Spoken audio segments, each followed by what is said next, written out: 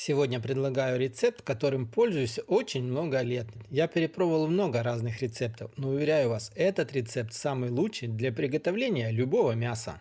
Всем привет! Сегодня будем готовить куриное филе, но также можно использовать любое мясо, которое вам больше всего нравится. Берем куриное филе и начинаем нарезать его с тонкой стороны вот таким вот образом под углом для увеличения площади разреза. Нарезаем полностью все филе на небольшие аккуратные кусочки. Толщина каждого кусочка должна быть примерно сантиметр-полтора.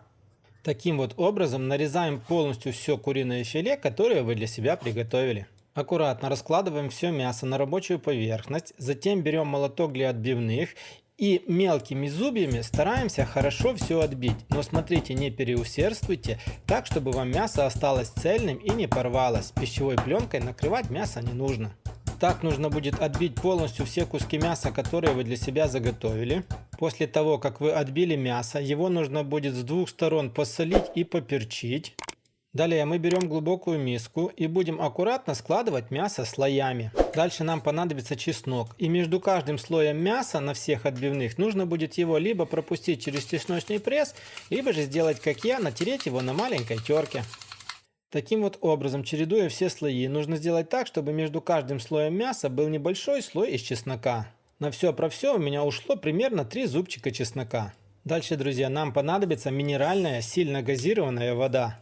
Берем воду и заливаем полностью все мясо таким образом, чтобы примерно на 1 сантиметр вода была выше мяса. И в таком вот положении оставляем миску примерно на 30 минут. Пускай мясо хорошо пропитается водой с чесноком. После такой процедуры мясо станет очень мягким и очень-очень сочным. Будет таять во рту, как масло. Через 30 минут берем 2 тарелки. В одну тарелку насыпаем муку. В муку добавляем немножко соли и немного черного молотого перца. Соль и перец добавляйте по своему вкусу. Затем нужно будет все хорошо перемешать, чтобы все равномерно распределилось по тарелке.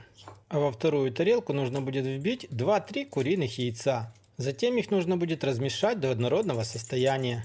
Как вы уже поняли, сегодня у нас будут отбивные. На сковородку нужно будет добавить небольшое количество подсолнечного масла. Огонь под сковородкой должен быть маленьким. После того, как масло раскалится, мы будем брать по одному кусочку мяса. Вначале мы его будем обволакивать в муке с солью и перцем, а затем просто хорошо с двух сторон окунаем вот так вот в яйцо и отправляем на сковородку для обжарки.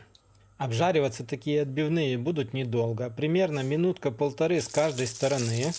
При том условии, что сковородка уже будет хорошо раскалена и масло будет хорошо прогретым. Если вы будете жарить свинину, она будет обжариваться немножко дольше, а куриное мясо готовится очень быстро и получается очень вкусным. Снимаем такие отбивные в отдельную тарелку, без бумажного полотенца. Подавать такие отбивные можно с любым гарниром по вашему усмотрению, я же люблю их просто с черным хлебушком и сладким чаем.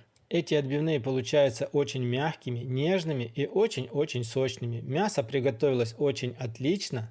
Знаю, что многие будут писать, что 1,5 минутки для мяса очень мало, но для куриного мяса это даже очень много. Этим рецептом я пользуюсь очень давно, надеюсь, он вам понравился. Если понравилось, оценивайте лайком, комментарием. Если не понравилось, пишите, что не так. Также посмотрите один из предыдущих роликов, тоже более интересный и очень вкусный. Ну а мы с вами встретимся, как всегда, в новых видео на канале Аппетитная кухня. Всем пока!